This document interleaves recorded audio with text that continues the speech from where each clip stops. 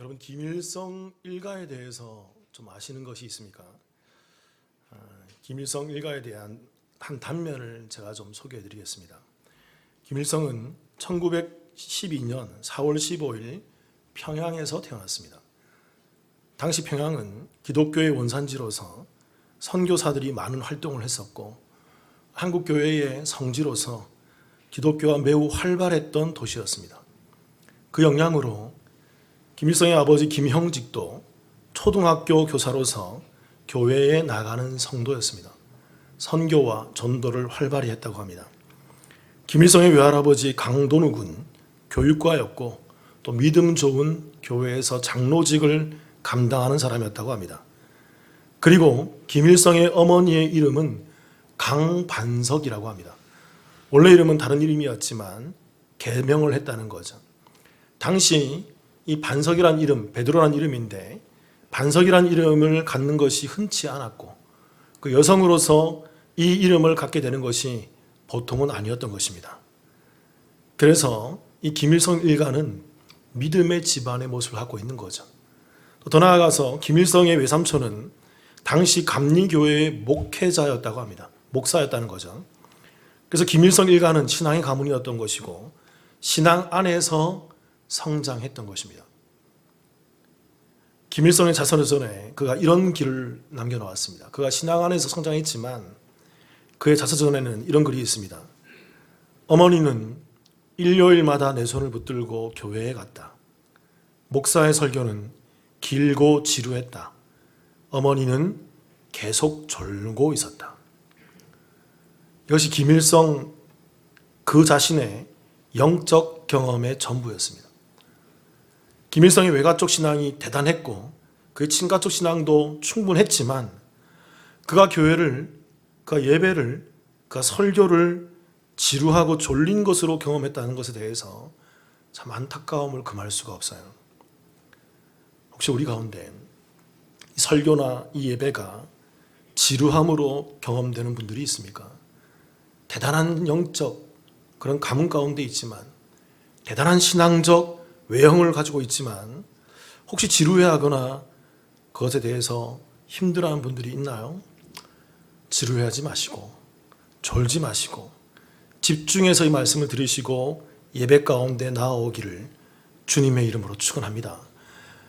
성경은요, 제가 오늘 이 말씀 가운데 나눌 이 성경은요, 신구약 성경 가운데 가장 지루한 내용의 한 부분입니다. 많은 사람들이 새해가 되면 결단을 하죠. 성경을 읽어보리라. 1독하리라, 2독하리라. 많게는 3독, 5독하리라. 그러면서 펼치게 되는 것이 창세기 아니면 마태복음인 거죠. 창세기를 펼쳐보면 그래도 재미있으니까 출애굽까지 가지만 레위기에서 멈추고 닫게 됩니다. 그런데 불행하게도 마태복음을 열면 어떻게 되는 것입니까? 마태복음 1장에서 읽다가 재빨리 덮어버리는 거죠. 지루하기 때문인 것입니다. 이 말씀에 누가 누구를 낳고 누가 누구를 낳고 누가 누구를 낳고 하는 이 내용이 이름도 생소하고 읽기도 힘들고 발음하기도 어렵고 반복적으로 나오는 이 말씀 때문에 너무 괴롭고 지루하기 때문인 것이죠. 그러나 여러분, 우리가 이 지루하게 보여지는 이 족보에 대한 이 말씀을 충분히 이해한다면, 우리가 마태복음 1장에 나오는 이제 앞으로 나누게 될 이 족보에 대한 말씀이 우리가 충분히 그 의미와 맥을 짚게 된다 그러면 이 말씀은 지루한 말씀이 아니라 상당히 의미 있는 말씀으로 우리 가운데 다가오게 될 것입니다. 그래서 한 신학자는 이렇게 얘기해요. 마태복음 1장에 나와 있는 이 족보는 성경 전체의 요약이다. 신구약 성경 전체의 핵심을 담고 요약하고 있는 말씀이다 라고 말을 하기도 합니다. 저는 이 말에 동의합니다. 이 족보를 충분히 이해하게 된다면 저와 여러분이 충분히 그 의미를 이해할 수 있을 거예요. 그렇다면 오늘 마태복음 1장의 족보가 우리에게 던져주는 그 의미하는 바가 무엇이 있을까요? 첫 번째는 언약의 자손이라는 것입니다. 이 족보는 단순히 누가 누구를 낳고 누가 누구를 낳고 그렇게 이름만 나열되는 것이 아니라 누가 언제 무엇을 낳았다는 것에만 기록되어 있는 것이 아니라 이 족보가 담고 있는 내용은 언약의 자손에 대한 것을 명확하게 드러낸다는 것이죠. 마태복음 1장 1절 같이 한번 읽어볼까요? 시작. 아브라함과 다윗의 자손 예수 그리스도에게 보라. 마태복음의 이 서신에, 이 말씀에, 이 책의 그 수신자는 유대인들이었습니다. 마태복음의 저자는 그 서신을 유대인들에게 읽혀주기 위해서 마태복음을 기록한 것이죠. 그래서 복음서 가운데 가장 많이 구약에 있는 내용을 인용한 책이 마태복음이에요. 약 65회 이상 구약에 있는 말씀들을 인용했다는 것입니다. 왜 그럴까요? 유대인들은 구약에 익숙하거든요. 구약에 있는 예를 들어서 설명을 하면 쉽게 이해할 수 있기 때문인 것입니다. 그래서 유대인들을 설득하기 위해서 마태복음 저자는 이 말씀을 기록했다라는 것입니다. 그래서 마태복음의 첫 시작이 이런 말인 거예요. 아브라함과 다윗의 자손 예수 그리스도의 계보라라는 이 구절로 시작된다는 것입니다. 여기서 우리가 알 수 있듯이 유대인들이 가장 자랑스럽게 생각하는 인물들이 몇 사람이 있습니다. 그중 대표적인 사람이 두 사람이에요. 아브라함과 다윗인 거죠. 가장 위대한 사람이기도 했고 역사적으로 가장 중요한 사람이기도 했고 그들이 가장 자랑스러워했던 그러한 사람이었던 것입니다. 그러나 유대인들이 이 아브라함과 다윗을 자랑스럽게 생각하고 중요하게 생각했던 더 본질적인 이유가 하나 있어요. 위대했기 때문에, 대단한 일을 했기 때문에, 엄청난 역사를 감당했기 때문이기도 하지만 그들의 민족적 성향 가운데 어떤 한 부분과 닿아 있기 때문에, 어떤 한 부분과 연관되어 있기 때문에 그들은 다윗과 아브라함을 굉장히 중요한 인물로 생각한다는 것입니다. 그게 무엇이냐면 바로 언약인 것입니다. 언약. 아브라함과 다윗은 하나님과 직접 언약을 맺은 언약과 관련된 인물이기 때문에 그래요.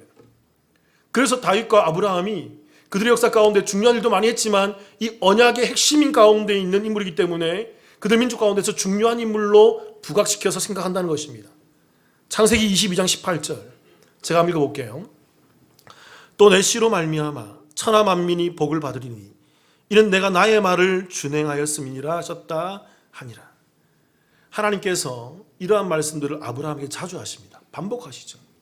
너의 씨로 말미암아 내가 너에게 천하 만민이 복을 받게 하겠다라고 얘기하는 것입니다. 이 씨에 대해서는 제가 수요일 날 오시는 분들께 충분히 반복적으로 여러 번 설명드렸습니다. 이게 단순히 이삭이 아니었음을 설명드렸어요. 이 씨라는 것은 자손, 후손을 주겠다는 것이죠. 단순한 이삭이 아니라, 단순한 그의 아들이 아니라 그 아브라함을 통해서 나오는 어떤 한 인물을 얘기한다는 것입니다. 왜 이삭이 아닐까요? 말씀을 보면 하나님께서 이삭에게도, 아브라함에게 이삭을 주셔놓고는 이삭에게도 이 씨의 언약을 맺습니다. 이삭에게 똑같이 내가 너에게 씨를 주겠다, 복을 엿뵙게 할 거야, 내가 복을 주겠다. 야곱에게도 씨를 주겠다, 내가 복을 줄 거야. 계속 씨가 이어지고 있다는 것입니다. 그러니까 이 언약이 이어지는 그 핵심이 바로 씨에 대한 언약이에요. 아브라함으로부터 이어지는 것입니다. 그리고 이러한 씨가, 이러한 언약이 다윗에게도 흘러가는 거죠. 사무엘하 7장 12절입니다. 같이 한번 읽어볼까요? 시작. 내 수완이 차서 내 조상들과 함께 누울 때에 내가 내 몸에서 날 내 씨를 내 뒤에 세워 그의 나라를 견고하게 하리라. 무엇을 세운다고요? 이것이 바로 이제 연한이 다해서, 수완이 다해서 죽어갈 날을 받고 있는 다윗에게 하나님께서 말씀하시는 거예요. 너의 몸에서 날 내 씨를 내 뒤에 세워서 그의 나라를 내가 견고하게 해주겠다라는 것입니다. 이게 바로 뭐냐면 따라해 볼게요. 다윗 언약. 매우 중요한 것입니다. 아까는 아브라함 언약이었고 이번엔 다윗 언약인 거죠. 다윗에게도 하나님께서 동일하게 그 씨에 대한 언약을 한다는 것입니다. 그 씨가 네 몸에서 나와서 그의 나라가 견고하게 될 것이라는 것이죠. 여기서 말하는 견고하게 하리라, 이 말이 히브리어로 쿤이란 말입니다. 이 말은 견고하다, 안정되다인데 이 말은 완료 시제며 또 히브리어로 히필령으로 되어 있어요. 히필령이라는 것은 사역 능동인데 누군가에 의해서 시킴을 받아서 되어지는 것을 말하는 것입니다. 내가 하는 것이 아니라 사역 능동이에요. 내가 어떤 일을 당하게 되어서 이루어진 것을 말하는 것입니다. 무슨 말일까요? 그의 나라는 누가 견고하게 만들겠다는 것입니까? 그 자신이 아니라, 그 씨가 아니라 하나님께서 그 씨를 통해서 견고하게 하겠다는 것입니다. 그런데 이게 완료 시제예요. 이미 완성되어 있는 나라라는 것입니다. 이미 영원 속에서 작전 가운데 이미 작정되어 있고 시간 안에서 진행되지만 영원에서 완성되어져 있는 그 나라, 그 하나님 나라, 그 영원한 하나님 나라를 견고하게 세울 것을 말씀하고 있다는 것입니다. 1차적으로 이 말씀을 많은 유대인들이 다윗 다음에 나오는 다윗의 아들 누구죠? 다윗의 아들 누굽니까? 솔로몬인 줄 알았다고요. 솔로몬, 히브리어로 샬롬의 의역이죠. 평강의 왕으로 오는 솔로몬인 줄 알았다고요. 평화의 왕인 줄 알았다고요. 근데 솔로몬 그 이후에 그 유대의 나라가 갈라지고 멸망을 하더라는 것입니다. 포로로 잡혀가더라는 것입니다. 영원하지 않더라는 것입니다. 견고하지 않더라는 거예요. 그래서 그들이 의문이 들었습니다. 왜? 하나님께서 약속을 하셨고 언약을 주셨는데 왜 이 나라가 망하는 것이지? 왜 이 나라가 견고해지지 않는 것이지? 그래서 이 말씀을 다시 재해석하는 거예요. 이 씨가 그 씨가 아니구나. 이 언약이 그 언약이 아니구나. 이 언약, 이 씨는 창세기 때부터 아브라함으로부터 흘러내려왔던 우리 민족 가운데 오시는 어떤 씨를 얘기하는 것이구나. 그게 바로 메시아구나. 그분이 오시면 우리가 견고해지고 영원히 망하지 않으며 영원히 견고한 그 완성된 하나님의 나라를 우리가 경험하게 될 거야. 그래서 이스라엘 백성들이 메시아 대망사상을 갖게 된다고요. 그분이 오시면, 그 그리스도, 그 메시아가 오시면. 그래서 여러분, 오늘 마태복음 1장 1절은 그 예수님이 바로 누구라는 것입니까? 바로 그 씨라는 거예요. 그래서 이렇게 얘기하는 거죠. 아브라함과 다윗의 자손 예수 그리스도의 계보다. 우리는 일반적으로 이것을 읽으면 아무런 느낌이 없지만 유대인들은 이 말씀을 읽으면 언약이 딱 떠오르는 거예요. 하나님께서 그 언약 가운데 있는 아브라함과 다윗의 그 씨로 메시아로 우리 가운데 그 예수가 오시는 것이구나, 그것을 말하는 것이구나, 그것을 깨닫게 되는 거예요.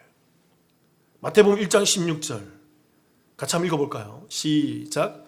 야곱은 마리아의 남편 요셉을 낳았으니 마리아에게서 그리스도라 칭하는 예수가 나시니라. 여러분, 이 말씀, 족보에 나오는 이 말씀들은 몇 가지 특이점이 있지만 그 중에 있는 한 가지는 여러분 이 말씀에서 하나 볼 수가 있어요. 다시 한번 띄워보세요. 16절에 보면 말씀이 있죠. 야곱은 마리아의 남편 요셉을 낳았으니, 그러니까 일반적으로 이 15절까지 앞에서는요, 모두 다 남자가 누구를 낳고, 다윗이 솔로몬을 낳고, 솔로몬이 누구를 낳고, 누가 누구를 낳고, 이렇게 남자로 낳게 되어 있습니다. 그런데 16절에서만큼은 야곱은 마리아의 남편 요셉을 낳았으니 그러면서 누구에게서? 요셉이 아니라, 요셉이 예수를 낳았다가 아니라 마리아에게서 그리스도가 칭하는, 그 메시아라 칭하는 그 예수가 나신이라고 기록되어 있는 것입니다. 왜 그럴까요, 여러분? 왜 이 틀을 깰까요? 그전에는 남자가 누굴 낳고 왔는데 왜 이번에는 마리아라는 여성을 들여서 그 틀을 깨시면서 그리스도에 대한 얘기를 할까요? 그게 바로 이 씨의 언약 때문에 그래요. 이 구약에 있는 씨의 언약을 충분히 이해하면, 그래서 그가 오시 그 마리아에게서 오시는구나, 그 여자에게서 오시는구나를 깨닫게 되는 거죠. 창세기 3장 15절 볼게요. 이 말씀을 보면 압니다. 제가 읽어볼게요. 내가 너로 여자와 원수가 되게 하고 내 후손도 여자와 후손과 원수가 되게 하리니 여자의 후손은 내 머리를 상하게 할 것이요 너는 그의 발꿈치를 상하게 할 것이니라 하시고, 이게 원시복음, 최초의 복음, 창세기 때 이미 선포된 예수 그리스도에 대한 복음이 이 말씀에 담겨져 있는 거죠. 아담과 하와가 타락하게 만들었던 죄의 원흉이었던 그 사단에 대해서 하나님 저주를 하시면서 복음을 담아내고 있는 것입니다. 야 사단아, 너는 독을 품고 그 여자의 후손을 발꿈치를 상하게 했지만, 이게 뭐죠? 이게 십자가 사건이잖아요. 너는 독을 품어서 독을 주입하겠지만 그것은 잠깐의 상함이야. 근데 그 여자의 후손이 너에게 당하는 것처럼 보이지만 결국은 그 당하는 것으로 말미암아 네 머리를 깨뜨려 버릴 거야. 깨뜨리다가 이게 으깨다, 깨부수다, 멸절시키다, 그 의미예요. 정확히 예수 그리스도를 얘기하는 것입니다. 그 여자의 후손이 온다는 것입니다. 그 여자로부터 후손이 온다는 것입니다. 그래서 그 여자의 후손이 이 땅에 오셔서 그 죄의 근원을 깨뜨려 버리고 우리 인간을 회복시킬 것을 말하는 복음의 메시지가 창세기 3장 15절부터 선포되어 있다는 거예요. 그래서 좀 전에 나눴던 마태복음 1장 16절에서 그동안 15절까지 내려오던 그 족보의 틀을 깨버리고 아버지 요셉에게서 예수 그리스도가 나신 이래가 아니라 어머니 마리아에게서, 그 여자에게서 예수님이 태어나시는, 여자의 후손으로 오시는, 언약의 후손으로 오시는 그 씨로 오는 그 말씀을 우리 가운데 하고 있다는 거예요. 좀 전에 읽었던 창세기 3장 15절에 여자의 후손, 이 후손이란 단어가 씨라는 단어와 같은 단어예요. 원어로 똑같은 단어라고요. 번역만 다르게 해놨지. 이사야서 7장 14절 제가 읽어볼게요. 그러므로 주께서 친히 징조를 너희에게 주실 것이라. 보라, 처녀가 잉태하여 아들을 낳을 것이요 그의 이름을 무엇이라 하리라? 임만. 처녀가 잉태하여 아들을 낳는 것입니다. 그 여자의 후손을 얘기하는 거예요. 이게 구약의 전체 그림 가운데 이어져 오는 것입니다. 그냥 이사야가 그냥 갑자기 처녀가 잉태하여 아들을 낳을 것이다 그런 말 하는 게 아니에요. 이미 창세기부터 예견되었던 말인 것입니다. 예언되었던 말, 그 여자의 후손, 그 여자가, 그 처녀가 잉태하여 아들을 낳을 것인데 그의 이름이 뭐다? 임마누엘의 뜻이 무엇입니까, 여러분? 예수님의 두 번째 이름이라고 했죠. 첫 번째, 예수님 첫 번째 이름이 뭐죠? 예수. 우리를 구원하신다. 우리를 죄에서 구원하신다. 예수. 두 번째 이름이 뭐죠? 임마누엘. 임마누엘이 무슨 말입니까? 하나님이 우리와 함께 하신다. 여러분, 제가 이제 설명드렸잖아요. 하나님이 우리와 함께 하기 위해서 누가 있어야 돼요? 우리가 하나님과 끊어졌던 그 죄 때문에, 단절됐던 그 죄 때문에 하나님과 함께 할 수 없고, 하나님을 경험할 수 없고, 하나님을 볼 수 없고, 만질 수 없고, 예배 드릴 수 없고, 기도할 수 없고, 찬양할 수 없는 그 죄인들을 위해서 이 땅 가운데 그 죄를 덮어주시는 누가 오시는 거예요? 구원자 예수가 오시는 거예요. 그 예수가 죄를 덮어주셔야만 우리가 임마누엘 되어서 하나님을 경험하게 되는 거예요. 하나님과 함께 할 수 있게 되는 거예요. 이게 복음이라고요. 이게 성경이라고요. 그래서 예수님께서 그 씨로, 그 언약의 후손으로 이 땅 가운데 오시는 것입니다. 다시 마태복음 1장 16절 제가 읽어볼게요. 야곱은 마리아의 남편 요셉을 낳았으니 마리아에게서 그리스도라 칭하는 예수가 나시니라. 여기서 또 하나의 특징이 하나 더 있습니다. 맨 마지막에 보면 예수가 나시니라 할 때, 나시니라 이 단어가 이게 헬라어로 겟나오란 말인데, 이게 나타, 태어난데 이게 수동태로 기록되어 있어요. 이게 왜 이게 특이하냐면 앞에 15절까지는 누가 누구를 낳고 누가 누구를 낳고 누가 누구를 낳고 모두 다 능동태예요. 남자가 낳았고 또 모두 다 능동적으로 자기들이 낳았다는 거죠. 자기들이 힘 가운데 왔다는 것입니다. 인간의 역사 가운데 왔다는 것입니다. 죄의 역사 가운데 흘러왔다는 것입니다. 그러나 예수님만큼은 어떻게 했다는 것이죠? 수동태, 이것을 신학적으로 신적 수동태라고 얘기해요. 하나님께서 그 예수를 낳게 하셨다는 것입니다. 너 인간의 죄로 말미암아 흘러오는 것이 아니라 하나님이 이미 창세기 때부터 그 씨, 그 후손, 그 언약을 계속 얘기하면서 진행해 오셔서 이제 때가 되었을 때, 때가 참에 그 씨가 이제 그 여인으로부터 나와서 너희를 구원할 예수로, 그래서 임마누엘에서 하나님과 함께 관계를 맺게 할, 하나님을 경험하게 만들어줄 그 임마누엘 언약의 자손으로 이 땅 가운데 오셨음을 얘기하고 있다는 거예요. 그러니까 사랑하는 성도 여러분, 우리가 이 말씀을 통해서 예수를 봐야 돼요. 예수가 누구신지 봐야 돼요. 단순히 지루하다가 아니라, 의미 없다가 아니라 이 말씀을 깊이 숙고하면서 말씀 가운데 오시는 언약의 자손 예수를 바라보시기를 주님의 이름으로 축원합니다. 두 번째, 마태복음 1장의 족보가 의미하는 바가 뭘까요? 두 번째는 죄인의 구원인 것입니다. 죄인의 구원.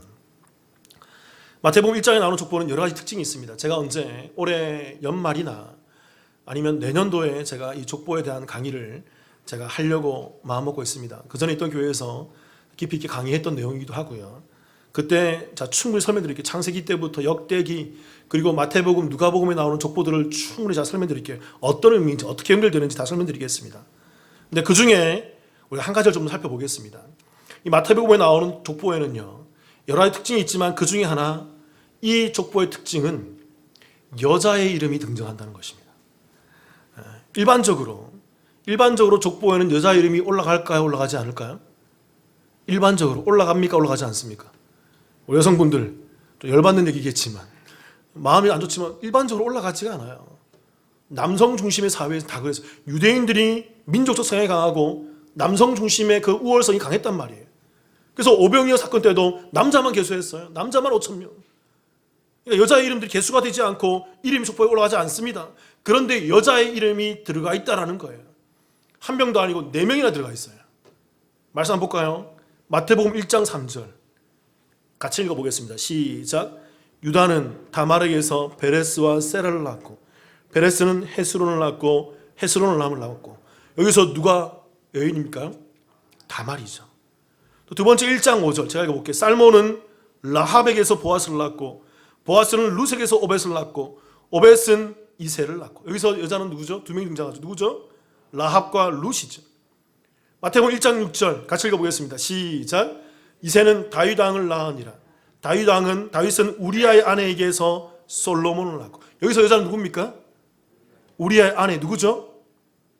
밧세바죠. 밧세바. 그러니까 당시 여인들의 이름이 올라가지 않고 개수도 하지 않는 그런 존재였는데, 그 예수님의 거룩한 족보, 언약의 후손으로 오는 그 거룩한 족보에 여인들의 이름이 들어갔다는 것은 큰 충격인 거예요. 그 사회에 파장이 있습니다. 이것을 읽는 유대인들은 충격을 받아요. 어떻게 여자 이름이 들어가? 어떻게 거룩한 족보에 남자도 아니고 여자 이름이 들어가? 네, 여러분, 이 여자의 이름에는요, 여자의 이름 자체만보다도 여자의 이름들이 담고 있는 의미가 두 가지 큰 의미가 더 있어요. 첫 번째는요, 이 네 명의 여인들이 이름만 들어간 것이 아니라 이 여인들의 특징이 뭐냐면, 첫 번째는 모두 다 뭘까요? 이방인들이었다는 거예요. 유대인들의 순수 혈통이 아니라는 것입니다. 다말과 라합은 가나안 사람이었고, 롯은 모압 여인이었으며, 우리아의 아내 밧세바는 이 여인의 혈통은 충분히 성경에 나오지 않습니다. 그러나 그녀의 원래 전남편이었던 그 우리아가 햇사람이었기 때문에 이 우리아의 부인이었던 밧세바도 햇사람이지 않을까라고 신학자들이 모두 다 일관되게 추정을 합니다. 이렇게 본다 그러면 이 네 명의 여인들 모두 다 이방 여인인 것이죠. 그러니까 여러분, 아브라함과 다윗으로 이어지는 이 혈통이 모두 다 어떻다는 것입니까? 혈통이 깨끗하지 않다는 거예요. 순수하지 않다는 것입니다. 그들은 이방인을 가까이 하지도 않고 이방인과 접촉하지도 않던 유대 사회에 그들의 조상 가운데 이방인 여인들이 들어와 있다는 것에 대해서 굉장히 수치심과 치욕을 느끼는 것은 좋지 않은 메시지인 것입니다. 그런데 족보에 들어가 있어요. 그것도 여인의 이름이. 두 번째 특징이 더 커요. 두 번째 특징은 이 네 명의 여인들 모두 어떠한 여인일까요? 부정한 여인이라는 것입니다. 아십니까, 여러분? 다말이 누구죠? 다말이 어떤, 다음에 이 다말에 대해서 구속사적인 의미로 충분히 설명드릴게요. 다말은 시아버지 유다와 간통을 해서 그의 아들 베레스와 세라를 낳았던 여인이었습니다. 그래서 예수님의 계보에, 유대의 계보에 이 계보가 흘러오는 거예요. 말도 안 되는 얘기죠, 여러분. 엄청난 이야기죠. 또 두 번째 여인 라합은 어떻습니까? 라합은 가나안 여인이었고 직업이 뭐였죠? 기생이었다고요. 몸 파는 여인이었다고요. 그게 그들의 조상의 이름에 올라와 있는 것입니다. 더 나아가서 이 라합은 기생이었지만 이스라엘 민족 가운데서는 그래도 이스라엘 민족을 도와줘서 이스라엘로 편입된 여인이지만, 가나안 사람 입장에서 보면 민족을 팔아먹은 뭐죠? 매국노였죠. 용서할 수 없는 여인이었습니다. 인간적으로 볼 때는. 세 번째 룻, 어떤 여인이죠? 남편이 먼저 죽은 모압 여인이었습니다. 고대 사회, 지금 안 그렇지만 고대 사회에서는 남편이 먼저 죽었다 그러면, 우리나라도 그렇고 히브리도 마찬가지였어요. 남편을 잡아먹은 여인이라 그러면서 그 여인을 비난했고 비양한거렸으며 그것을 죄로 여겼던 그러한 시대였습니다. 또 네 번째 여인이었던 우리아의 아내, 누구라고요? 밧세바는 어떤 사람입니까? 남편이 전쟁 나갔는데 외간 남자와 바람을 핀 여인이죠. 그 외간 남자가 누구죠? 다윗이잖아요. 더 나아가서 그게 끝납니까? 그 다윗이 그 남편을 다시 전장에 보내서 음모 가운데 죽여버리니까 기다렸다는 듯이 외간 남자와 함께 가서 재혼을 해버렸던 여인이 바로 이 밧세바이지 않습니까? 그리고 나온 인물이 누구죠? 다윗과 밧세바 가운데 나온 인물이 누구죠? 솔로몬이죠. 이 네 명의 여인은 모두 이방인이었고, 그리고 죄가 많은 여인이었습니다. 이들이 예수님의 족보에 들어가 있는 거예요. 여인의 이름이 들어가지 않는데 들어가 있다는 것은 의도적인 것입니다. 마태가 의도적으로 이 여인들의 이름을 그들의 족보 가운데, 그들의 언약의 우선 족보 가운데 배치시키고 딱 넣어 있는 것이죠. 여러분, 왜 이렇게 할까요? 왜 이런 식으로 이 족보의 말씀들이 이어지는 걸까요? 두 가지 때문에 그렇습니다. 첫 번째는요, 이스라엘은 혈통적으로 볼 때 순수하다, 순수하지 않다? 순수하지. 그들이 싫어하는 가나안 민족과 피가 섞여 있는 민족이에요. 다윗 왕이 가나안 여인의 증조부를 가지고 있다고요. 증조모를 가지고 있다고요. 또 두 번째, 이게 더 중요하죠. 예수님은 이 땅에 죄 없는 분들을 위해서 오시는 분이 아니라는 거예요. 예수님은 죄 없는 자들을 위해서 오신 분이 아니라는 것입니다. 예수님은 이 땅에 어떻게 오시는 분일까요? 죄 가운데 오시는 분이에요. 죄 안으로 들어오시는 분이에요. 죄 속으로 들어오시는 분이에요. 그래서 그 죄를 해결하시는 거예요. 예수, 우리를 죄에서 구원할 자. 그래서 죄 그 구원하기 위해서는, 그 예수하기 위해서는 우리 죄에 들어와서 우리의 죄를 덮어주셔야 되죠. 그래야만 임마누엘 할 수 있는 거예요. 하나님을 경험할 수 있게 되는 거예요. 창세기 12장 3절 제가 한번 읽어볼게요. 이런 말씀이 있습니다. 너를 축복하는 자에게는 내가 복을 내리고 너를 저주하는 자에게는 내가 저주하리니 땅의 모든 족속이 너로 말미암아 복을 얻을 것이라 하신지라. 아브라함 언약의 일부죠. 하나님께서는 잘 보세요 여러분, 이스라엘에게만 복을 주시는 게 아니에요. 이 말씀에 분명히 나와 있습니다. 하나님은 누구에게 복을 주실까요? 표시되어 있죠. 누구에게 복을 주신다? 땅의 모든 족속이 너로 말미암아 복을 얻게 된다는 것입니다. 모든 족속이에요. 이 모든 족속에 누구도 포함되어 있습니까? 죄인들, 이방인들, 저와 여러분들 다 포함되어 있는 거예요. 그 모든 시간과 장소와 그 모든 역사를 다 포함해서 초월해서 이 땅에 있는 모든 족속들이 아브라함으로 말미암아 복을 얻게 된다는 것입니다. 그럼 이 복의 실체가 뭘까요? 아브라함으로 말미암는 복이라는 것이 뭘까요? 창세기 22장 18절 같이 읽어볼까요? 22장 18절 시작. 또 내 씨로 말미암아 천하 만민이 복을 받으리니 이는 내가 나의 말을 준행하였음이라 하셨다 하니라. 잘 보세요 여러분, 이런 말씀들이 중요해요. 그래서 우리 말씀을 볼 때 깊이 있게 면밀히 보셔야 돼요.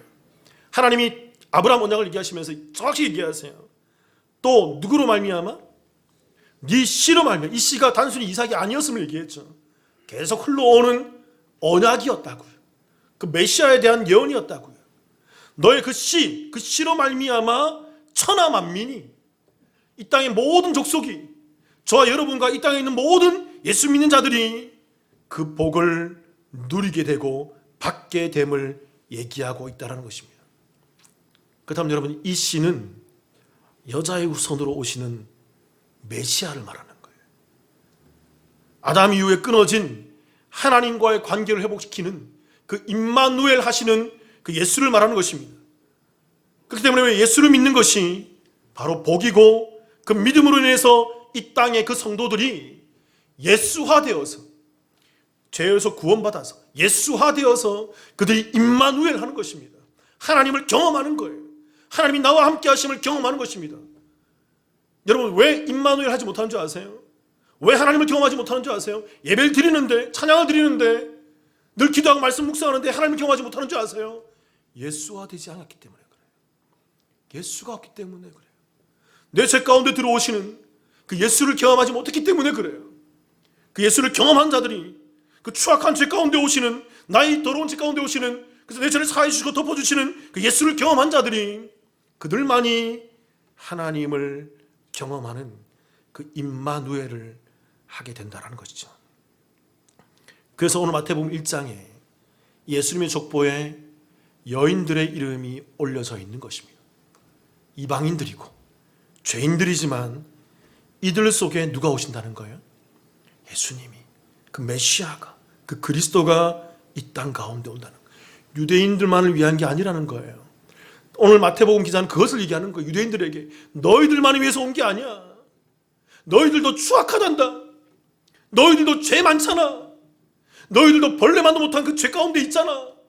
다 그 죄 가운데 있어서 그 가운데 예수님이, 메시아가 이 땅 가운데 오신 거야. 그래서 이 땅에 있는 모든 족속이, 유대인만이 아니라 사마리아와 땅 끝까지 온 족속이 예수로 말미암아 끊어진 하나님과의 관계가 회복이 되는 거야. 끊어진 에덴이 회복되는 거야. 그래서 그들이 이 땅에서 천국, 하나님 나라, 하나님의 뜻과 의를 위해서 이 땅에서 하나님을 경험하는 그 복을 누리게 되는 거예요. 다시 여러분 마태복음 1장 1절 한번 읽어볼까요? 다시 한번 읽어보겠습니다. 시작. 아브라함과 다윗의 자손 예수 그리스도의 계보라.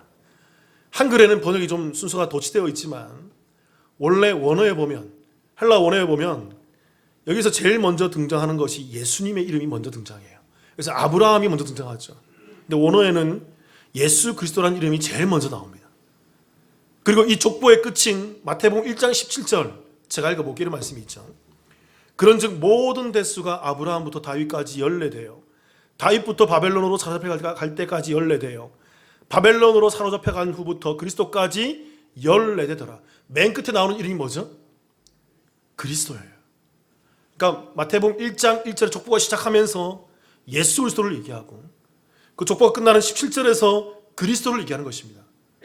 여러분 이것은 문학 구조예요. 히브리 문학 구조예요. 이것을 인클루지오라 그래요. 우리말로는 수미상관법이죠. 배우신 분들이 있을 거예요. 처음과 끝을 같은 단어로 딱 매치시키는 것입니다. 매치시켜서 그 안에 있는 모든 것들을 이 두 단어가 감싸고 있는 구조예요. 그 안에 있는 모든 것들을 처음과 끝이 같게 함으로 말미암아 이 안에 있는 것을 포함하고 있는 핵심을 보여주는 거라고. 인클루지오, 수미상관법인 것입니다. 어떤 구조일까요? 그 예수가 처음부터 끝까지 그 안에 있는 죄인들을 감싸는 구조예요.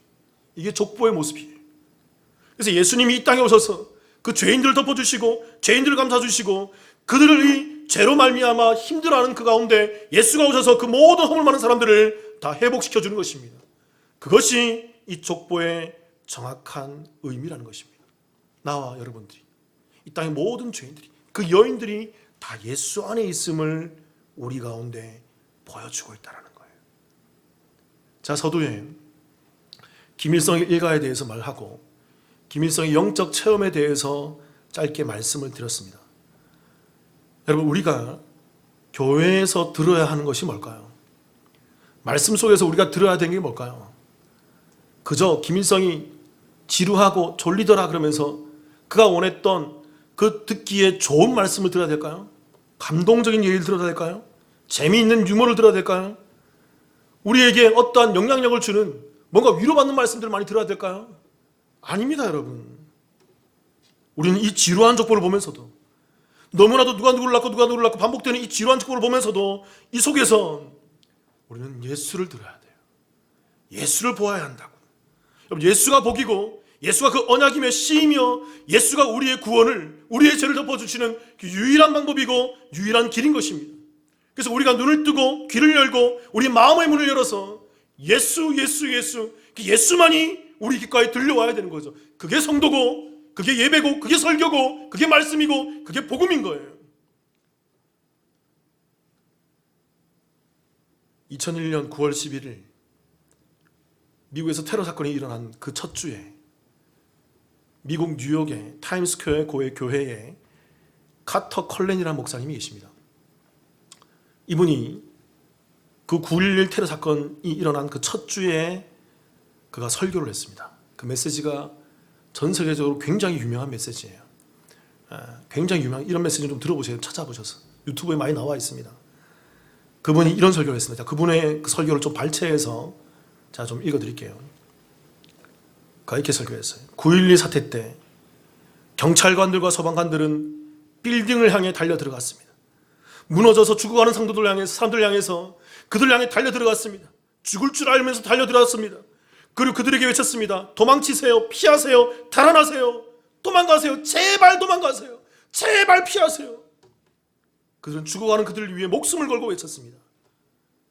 사랑성도 여러분, 저는 오늘 여러분들을 위해 그분들보다, 그 사람들보다 더 못하지 않은 심정으로, 그들보다 더 부족하지 않은 심정으로 여러분께 외칩니다. 달아나세요. 번영과 부와 성공을 말하는 그 세상 복음으로부터 달아나세요. 그리스도의 이름을, 자신의 이름을 위해 유익하기 위해 쓰는 자들로부터 달아나세요. 당신의 주머니를 터는, 예수의 이름으로 터는 자들로부터 달아나세요. 도망치세요. 자기 개발만 집중하는 그 복음으로부터 달아나세요. 그리스도가 아니라 인간의 영광을 바라보는 그 교회로부터 달아나세요.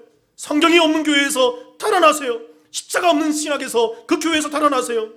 영혼을 반성시키는 그 말씀이 없는 데서, 죄로부터 회개함이 없는 데서, 예수의 보혈이 언급되지 않는 데서 달아나세요. 죄가 편안하게 느껴지는 교회로부터 달아나세요. 당신이 하나님의 집으로 들어왔을 때 당신의 삶에 죄가 있고 그것을 깨닫지 못한다면 당신은 악마들의 밥상에 앉아있는 것입니다. 달아나세요. 그러한 교회의 전원을 꺼버리고, 전원을 내려버리고 달아나세요. 그들은 하나님에 대해 아무것도 알지 못합니다. 사랑하는 교회여, 생명을 위해 달려가십시오. 이야기와 농담을 하는 그 편한 설교로부터 도망가십시오. 달아나세요. 달아나세요. 제발 달아나세요. 이 목사님이 계속 외쳐요. Run, run, run 하면서 계속 외쳐요. 사랑하는 성도 여러분, 예배 가운데에서, 이 말씀 가운데에서 예수를 바라보시길 바랍니다. 말씀이 우리에게 전해주는 게 뭘까요? 위로일까요? 우리의 감동일까요? 그저 이 땅에서 너 잘하고 있어, 괜찮아, 그 정도 수준밖에 안 되는 걸까요? 그렇지 않습니다. 말씀이 전하는 건 우리는 죄인이라는 거예요. 우리가 아무리 노력해도, 우리가 아무리 발벗고 나서도 씻을 수 없는 죄인이라는 것입니다. 앞에 있는 목사도 앉아있는 여러분들도 다 똑같은 죄인이라는 거예요. 그 죄 가운데 예수님이 오셨다는 것입니다. 예수님이 오셔서 그 죄를 덮어주시고, 그 예수화 된 자들이 하나님을 경험하는 그 임마누엘 화시키는 것이 말씀의 핵심이에요. 저와 여러분이 언제나 이 말씀 가운데에서 예수만을 바라보고 예수만을 듣고 예수화되어서 임마누엘 하는 하나님의 나라의 길을 주님의 이름으로 축원합니다. 함께 기도하시겠습니다.